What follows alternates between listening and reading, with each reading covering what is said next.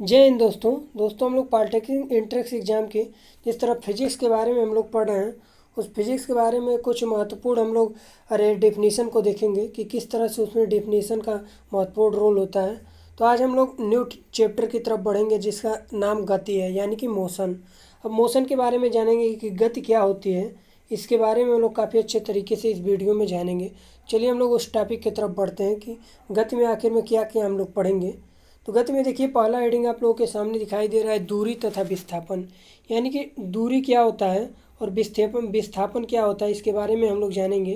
तो देखिए लिखा हुआ है कि किसी गतिमान वस्तु द्वारा किसी समय में किसी दिशा में तय की गई लंबाई उस वस्तु द्वारा चली गई दूरी कहलाती है। यानी कि कोई भी गतिमान वस्तु है और किसी भी समय में, कोई मान लीजिए 5 सेकेंड या फिर 10 सेकेंड या फिर जितने टाइम में वो दिया हुआ है, अगर उतने सेकंड में कोई दूरी चल रहा है तो उस पूरे चली गई दूरी को ही हम लोग कहेंगे यानी कि दूरी कहते हैं। उस चली गई चाल को दूरी कहते हैं। अब विस्थापन क्या होता है, यानी कि विस्थापन की अगर डेफिनेशन की बात करें हम लोग तो विस्थापन इसके विपरीत होता है। देखिए विस्थापन में होता है जबकि वस्तु की अंतिम तथा प्रारंभिक स्थिति के बीच की दूरी को विस्थापन कहते हैं। अब देखिए कोई व्यक्ति यहाँ से चलना प्रारंभ करता है, कोई गतिमान वस्तु है यहाँ से चलना प्रारंभ करता है और उसे डेल्टा टी समय में, कोई डेल्टा टी समय लग रहा है, उतने समय में कोई चली गई दूरी है तो उसकी ये यहाँ से यहाँ तक जो समय लग रहा है उसके बीच में अगर कोई गतिमान वस्तु अगर जा रही है तो उसकी दूरी कहलाएगी कि इतने समय में वो 5 किलोमीटर गई। लेकिन अगर हम विस्थापन की बात करें तो ये प्रारंभिक बिंदु यानी कि ए जो है और ये जो लास्ट वाली बिंदु अगर हम देखें, इसे बी मान लें, तो इन दोनों के बीच की दूरी को हम लोग विस्थापन कहेंगे। अगर बाय द वे हमारा रास्ता इस तरह से जिग जैग मोशन की तरह है तो इसमें दूरी तो काफ़ी लंबी हो जाएगी, क्योंकि अब देखिए ए से ए, अगर इसे ए मान लें तो यह चलना यहाँ से प्रारंभ करेगा, जिग जैग मोशन करते करते यहाँ तक आ जाएगा। और इसी की अगर हम दूरी निकालेंगे तो काफ़ी लंबा हो जाएगा, क्योंकि यहाँ बी देखिए काफ़ी टेढ़ा मेढ़ा रास्ता है, तो इसकी हम लोग दूरी निकालेंगे तो काफ़ी लंबी होगी। पर अगर इसकी विस्थापन की बात करें तो इसकी विस्थापन बहुत कम होगी, क्योंकि इसमें कह रहा है कि अंतिम और प्रारंभिक स्थिति के बीच की दूरी। अगर अंतिम और प्रारंभिक बिंदु की स्थिति के बीच की दूरी की बात करें तो हमारे इस तरह सीधा ही में हो जाएगा, और इसका अगर हम लोग मेजरमेंट करेंगे तो इसकी जो दूरी रहेगी वो बहुत हम लोगों को कम नज़र आएगी। तो इस तरह से देखा जाए कि दूरी और विस्थापन में जो इसमें भिन्नता है, अंतर है, वो आप लोगों को साफ जाहिर हो जाता है। क्योंकि इसमें कह रहा है कि किसी भी निश्चित समय में जो दूरी तय करती है, यानी कि जो वो वस्तु अपने समय में जो जिस लंबाई को तय करती है उसी को ही दूरी कहते हैं। पर इसमें विस्थापन में अंतिम यानी कि अंतिम और प्रारंभिक बिंदु के बीच की दूरी को ही हम लोग विस्थापन कहते हैं। तो इस तरह से आप लोगों को ये डिफिनीशन क्लियर हो गया होगा कि विस्थापन और दूरी क्या है। अब देखिए इसमें साफ साफ जिस तरह मैंने अभी डिफिनीशन से बताया, पर इसमें देखिए कह रहा है कि किसी वस्तु द्वारा चली गई दूरी शून्य नहीं होती है। अब देखिए अगर हम लोग मात्र इतना दूर ही चल रहे हैं तो इसकी दूरी कुछ ना कुछ होगी। मान लीजिए 5 किलोमीटर या फिर 5 मीटर, कुछ भी ले सकते हैं, इसका दूरी होगा। पर अगर हम लोग विस्थापन की बात करें तो विस्थापन ना के बराबर भी, शून्य भी हो सकता है। हम लोग सोचेंगे कि विस्थापन कैसे शून्य हो सकता है, तो अगर देखिए हम लोग इस तरह से सर्किल में अगर हम लोग चलते हैं, यहाँ से हम लोग चलना प्रारंभ करते हैं और यहाँ से चलते चलते इस तरह हम लोग चलते हैं और यहीं पर आकर के हम लोग रुक जाते हैं, और सर्किल हमारा मान लीजिए 5 mm डाया का है, तो इसकी तो दूरी हम लोग की 5 mm डाया हो जाएगी। पर जो इसका विस्थापन है तो हम लोगों ने अभी मैंने बताया था कि अंतिम और प्रारंभिक बीच की दूरी, तो इसमें देखिए अंतिम एक बिंदु से ए से चलना प्रारंभ कर रहा है और ए पर घूम करके वहीं पर आ जा रहा है, तो इसकी बीच की दूरी शून्य है, यानी कि इसकी बीच की दूरी कुछ नहीं है। अगर आप मान लीजिए कहीं चौराहे पे जा रहे हैं और उस चौराहे से अपने घर की तरफ आ रहे हैं, फिर रिटर्न आप आ जा रहे हैं और वहाँ पर तब विस्थापन 0 हो जाएगा। सेम कंडीशन यही अप्लाई होगा। पर आपको दूरी उस घर से अगर डबल करेंगे, अप करेंगे और डाउन करेंगे तो आपकी दूरी बढ़ जाएगी। तो इसमें उसी तरह का रहा है कि अगर कोई भी चली गई दूरी है तो वो शून्य नहीं हो सकती है, लेकिन विस्थापन शून्य हो सकता है।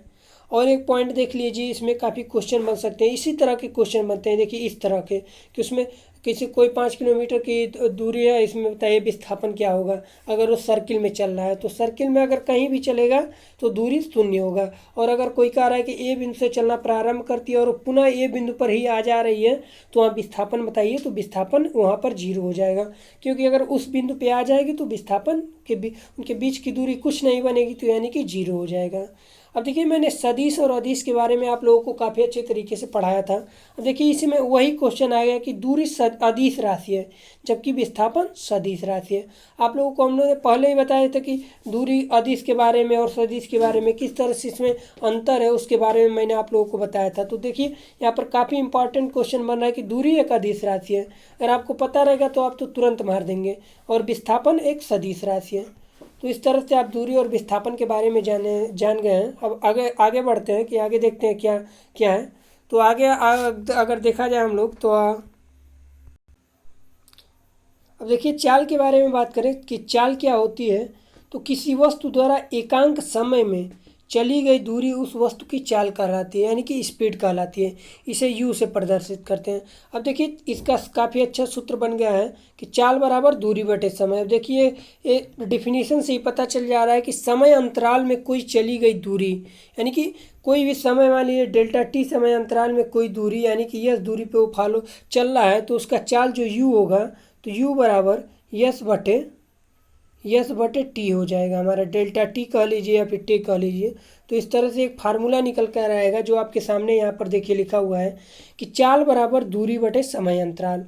अब यहाँ पर भी देखिए अदिश और सदिश का फंडा आप लोगों को याद रहेगा, तो आप कहीं भी आप लोगों को और एक दो क्वेश्चन आप लोगों के प्लस पॉइंट हो जाएगा। देखिए अब चाल जो है वो कह रहा है अदिश राशि है, चाल भी एक अदिश राशि है। अगर आपको पता है तो अच्छी बात है। एक तो हमारा पुराना वाला जो पीछे मैंने वीडियो बनाया है उसको आप लोग एक बार ज़रूर देख लीजिए कि सदिश क्या है अदिश क्या है। अब देखिए इसमें एसआई मात्रक पूछा हुआ है। एसआई मात्रक के हमने मात्रक के बारे में बताया था कि एसआई मात्रक क्या होता है, सीजीएस मात्रक क्या होता है, या पीएस मात्रक क्या होता है। तो अगर आपने उस वीडियो को भी नहीं देखा है तो उस वीडियो को जाइए देखिए, ताकि इस मात्रकों के बारे में पता चल जाए कि एसआई मात्रक में किस तरह से हम लोग पढ़ते हैं, सीजीएस में किस तरह से पढ़ते हैं। तो इस तरह से आप लोग काफ़ी अच्छे तरीके से छोटा छोटा अगर आप लोगों को कोई भी डाउट पता है तो आप लोग बड़ी क्वेश्चन को उसी तरह हम बता देंगे। तो अब देखिए एसआई जो एसआई प्रणाली में इसका मात्रक है मीटर पर सेकंड स्क्वायर। अब देखिए दूरी का तो मात्रक मीटर होता है और समय का तो हर चीज़ों में एसआई में, सीजीएस में, एफपीएस में सभी में सेकंड ही होता है। तो यहाँ पर हो जाएगा एसआई पद्धति में मीटर पर सेकंड हो जाएगा। तो इस तरह से चाल का आप लोगों को इसके बारे में पता चल गया। और इस सूत्र जो आपके सामने है काफ़ी इंपॉर्टेंट है, क्योंकि इस पे काफ़ी ज़्यादा क्वेश्चन बन सकते हैं या फिर न्यूमेरिकल आ सकते हैं, या फिर कभी कभी ये क्वेश्चन इसी तरह पूछ सकता है कि चाल बराबर क्या होता है। तो आपको अगर आपको पता है कि चाल बराबर दूरी बटे समय होता है तो आप लोग के लिए आसानी हो जाएगा। चलिए अब देखिए वेग के बारे में पढ़ते हैं। वेग क्या होता है, तो हम बता दें कि वेग यानी कि किसी वस्तु द्वारा एकांक समय में, अब कोई वस्तु है उसका एकांक समय में तय की गई दूरी यानी कि तय किया गया विस्थापन उस वस्तु का वेग कहलाता है। मैंने विस्थापन के बारे में बताया, पर इसमें एक समय अंतराल में कह रहा है। एक समय अंतराल में अगर कोई वस्तु अगर जिस विस्थापन को तय कर रहा है उसकी वेग कहलाएगी। यह एक सदिश राशि है, देखिए यहाँ पर भी। और इसका एसआई प्रणाली में इसका भी मात्रक मीटर पर सेकंड होता है। देखिए क्योंकि विस्थापन का मात्रक मीटर होता है और समय का मैंने बताया कि सेकंड होता है, तो इसका मात्रक मीटर प्रति सेकंड हो जाएगा। देखिए और जो दिशा तथा परिणाम यानी कि इसका जो दिशा और परिणाम होता है, यानी कि परिणाम का मतलब चाल होता है, में किसी एक के बदलने से वेग भी परिवर्तित होता है। अब देखिए अगर मान लीजिए दिशा का परिवर्तन हम लोग करते हैं या फिर चाल का परिवर्तन करते हैं तो उसमें वेग का भी कुछ ना कुछ में परिवर्तन हो जाता है। अब जैसे एग्जाम्पल के हम लोग तौर पे देखें तो वृत्तीय पथ पर एक समान चाल से गतिमान वस्तु का वेग जो होता है वो दिशा बदलने के कारण बदल जाती है। अब जो वृत्ताकार पथ पे अगर कोई वस्तु चल रही एक समान वेग से, देखिए वृत्ताकार अगर आप लोगों के आगे सिलेबस में है उसके बारे में काफ़ी अच्छे तरीके से बताएंगे कि किस तरह से वृत्ताकार पथ पे अगर कोई भी चीज़ चल रही है एक समान वेग से तो वहाँ पर अगर वेग की दिशा बदलने के कारण उसमें और भी चेंजेज हो जाते हैं। तो इस तरह से आप लोगों को यहाँ पर देखिए यह दिशा और परिणाम में अगर कोई भी चेंजेज होगा तो उसके गति में या फिर उसके चाल में भी चेंज हो जाएगा। तो इस तरह से वेग के बारे में पता चल गया। अब देखिए वेग का जो सूत्र आप लोगों के सामने दिखाई दे रहा है कि v बराबर डेल्टा एस बट्टे डेल्टा टी। इसमें डेल्टा एस यानी कि विस्थापन और डेल्टा टी जो है समय अंतराल है और भी वेग है। तो यह सूत्र भी काफ़ी इंपॉर्टेंट है, क्योंकि इसमें भी क्वेश्चन काफ़ी ज़्यादा पूछ सकते हैं कि अगर कोई वस्तु का विस्थापन इतना 5 किलोमीटर है और वह 3 मीटर या फिर 3 सेकंड के वेग से समय अंतराल में जा रहा है तो उसका वेग बताइए। तो इस तरह से क्वेश्चन काफ़ी अच्छे अच्छे बन सकते हैं, जिससे आप लोगों को अगर ये छोटे छोटे क्वेश्चन या फिर न्यूमेरिकल के जो सूत्र होते हैं वो पता है तो आप लोग काफ़ी आसानी तरीके से इसे लगा सकते हैं। अब देखिए अगले तरफ हम लोग बढ़ते हैं। देखिए औसत चाल क्या होता है। हमने चाल के बारे में पढ़ा, चाल बराबर दूरी बटे समय अंतराल होता है। चाल बराबर दूरी बटा समय अंतराल यू बराबर यस बटे टी होता है। हमने औसत वेग के बारे में पढ़ा कि औसत वेग क्या होता है। औसत वेग होता है हमारा भी इक्वल टू, देखिए डेल्टा एस बटे डेल्टा टी होता है। अब इन लोगों को तो हम लोग पढ़ा, पर औसत, इसमें औसत आ गया, एवरेज आ गया। अब औसत चाल क्या होता है और औसत वेग क्या होता है इसके बारे में हम लोग पढ़ेंगे। तो अब देखिए औसत चाल के बारे में पहले पढ़ते हैं। देखिए लिखा हुआ है कि किसी गतिमान वस्तु द्वारा एकांक समय में तय की गई कुल दूरी उसका औसत चाल कहलाता है। यानी कि कोई भी वस्तु है वो एकांक समय में, यानी कि कुछ एकांक समय उसका निश्चित समय होगा, उस समय में जो दूरी तय कर देती है वो उसका औसत चाल होता है। अब औसत चाल बराबर कुल दूरी बटे कुल समय, यानी कि जो पूरा दूरी है और कुल समय हो उसका औसत चाल कहलाएगा। तो इस तरह से एक क्वेश्चन आप लोगों का एग्जाम्पल बन सकता है कि औसत चाल किसे कहते हैं। तो कुल दूरी बटे कुल समय को हम लोग औसत चाल कहते हैं। अब देखिए औसत वेग के बारे में पढ़ते हैं। औसत वेग भी इसी तरह से है, क्योंकि एकांक समय कोई भी वस्तु दिया हुआ है वो एकांक समय में अगर कोई भी दूरी तय एकांक समय में तय किए गए कुल विस्थापन को वस्तु का वेग कहते हैं। इसे ही औसत वेग कहते हैं। औसत वेग बराबर कुल विस्थापन बटे कुल समय। मैंने अभी वेग के बारे में बताया कि वेग क्या होता है, b y is equal to s बटे डेल्टा टी होता है, यानी कि विस्थापन बटे समय अंतर है। इसमें कुछ चेंज नहीं करना है, ऊपर लिख देना। अगर औसत की बात आ जाती है तो कुल विस्थापन यानी कि टोटल जितना हमारा विस्थापन है उसके बारे में, और जितना टोटल समय लग रहा है उसके बारे में हम लोग को बताना है, वही औसत चाल हो जाएगा। और अगर कुल हटा देना है तो वही हमारा वेग हो जाएगा। तो इस तरह से एक क्वेश्चन, अगर एक डिफिनीसन को आप लोग याद करते हैं तो ये दोनों डिफिनीसन आप लोगों को उसी तरह से याद हो जाएंगे, इसमें कोई दो राय नहीं है। तो इस तरह से आप लोग को रिलेट करते हुए अगर पढ़ेंगे कोई भी चीज़ तो आप लोगों के लिए भी आसान होगा और हमें बताने में भी काफ़ी अच्छा होगा, क्योंकि आप लोग उसे कंबाइंड करके पढ़ेंगे। दोनों को अगर मैच करके पढ़ेंगे तो आप लोगों के लिए काफ़ी अच्छे तरीके से समझ में आ जाएगा। तो इसीलिए कहते हैं आप लोग अच्छे तरीके से ध्यानपूर्वक देखिए। देखिए अब त्वरण की बात करते हैं कि त्वरण क्या होता है। तो त्वरण देखिए वेग परिवर्तन की दर को ही त्वरण कहते हैं। अब जो वेग परिवर्तन की दर होती है उसे ही त्वरण कहते हैं।